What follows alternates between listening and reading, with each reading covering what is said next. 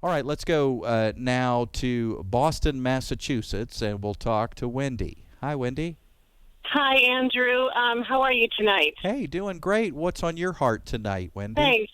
I'm a new listener, and first of all, I just want to thank you for all of your teaching. I've just really been tuning in regularly, and it's like a breath of fresh air, so thank you. So Great. here's what's on my mind is I actually heard a preacher on this station a few weeks ago talking about that he was saying that there would be regrets for believers in heaven because he said the Bible teaches differentiated rewards, that we're not all going to be rewarded the same, and therefore some of us are going to have regrets. And I already have this legalistic Christian background that I'm trying to shake, and I thought, how in the world can that be true? It just rattled all of the performance anxiety that I'm trying to let go of. So Right. that's what I'd like you to speak to. Okay, all right, Wendy.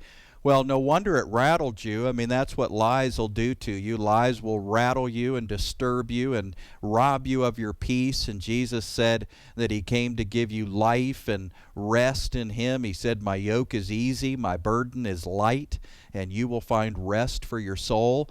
And the Pharisees, well, they hated that. And so what you're getting a little dose of, it sounds like through the airwaves, you're getting a little dose of Phariseeism. You're getting a little dose of, oh, Jesus is fantastic for salvation, but then you need to be scared out of your wits that you're going to be disappointed in heaven because you didn't get enough loot. You didn't get enough stuff. Your mansion is not big enough. Your jewelry is not quantifiably enough to satisfy you. And so you didn't get enough crowns. You didn't get enough square footage. You didn't get enough certificates redeemable in heaven's gift shop. And so you're looking around with envy at all the other better Christians who got more stuff, more merchandise in heaven. Now, is anybody going to be blunt like that and say it like that? Who knows? Maybe some, but for the most part, they just sort of skirt the issue, but still teach this idea that some people are going to get 7 rewards and others will get 13 rewards, and somebody's going to end up with 55 rewards. And then you just have to say, let's all scratch our heads together as we look at the parable of the vineyard workers, where Jesus is saying they all got paid the same. Well, what if somebody's a Christian longer? What if they do more works? What if they all got paid the same? Some of those workers in that parable started early in the morning. Others started with only 1 hour left in the day, and they all got paid the same. That is not fair. Exactly. It's not fair. It's grace. And so the first will be last and the last will be first, and somebody says, who's on first? This isn't making any sense. And that's the whole point. Jesus is turning the system upside down, and everybody's trying to be first and have enough rewards and make the most, get the most heavenly certificates to collect. That sort of mentality is just nonsense. I mean, let's talk about the word reward. The word reward in the New Testament is singular every single time. It is singular, not plural. It's not rewards. We should not be teaching a doctrine of rewards, plural, with an S on the end. Jesus says, behold, I'm coming, and my reward is with me. Paul says everything else is dung next to knowing Christ. So what do you think the reward is? Oh, well, I want to make sure I get that crown of life. Look, Jesus is your life.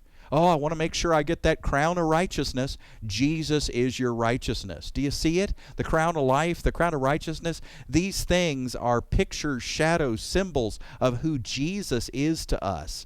I mean, what are we going to say? 24 elders got a crown, and that's it anyway. And then they're throwing them like frisbees at the feet of Jesus, and we're turning all of that into a doctrine where we stack crowns on our neck and get a crick in our neck from all of our righteousness, all the crowns stacked up on our head. You don't see that in Scripture. So it just becomes a worldly materialism with a little heaven stamp on it. We're just transferring everything we know about planet Earth and the way it works at the office, the way it works with promotions, the way it works with titles, and we're transferring that onto heaven.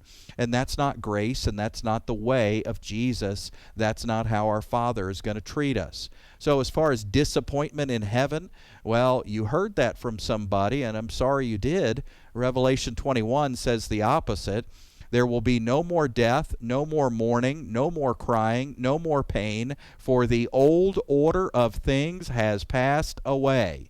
And somebody is describing heaven like it is the old order of things, but it is not. Wendy, it is not. Heaven is not like the old order of things. You're not collecting loot. You're not collecting cash. You're not collecting square footage. You're not collecting mansions. You're not collecting stuff.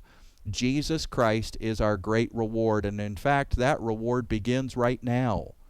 Paul at one point calls the Corinthians his reward, if I'm not mistaken. He's looking at people and the impact of Jesus in their life as his reward. That's the benefit. That's the takeaway. That's the reward. So it's all about Jesus Christ. It's not Jesus plus square footage or Jesus plus crowns or Jesus plus jewelry. It's Jesus plus nothing. So I hope that gives you some comfort and peace and joy as you celebrate the fact that you've already got the great reward. His name is Jesus Christ.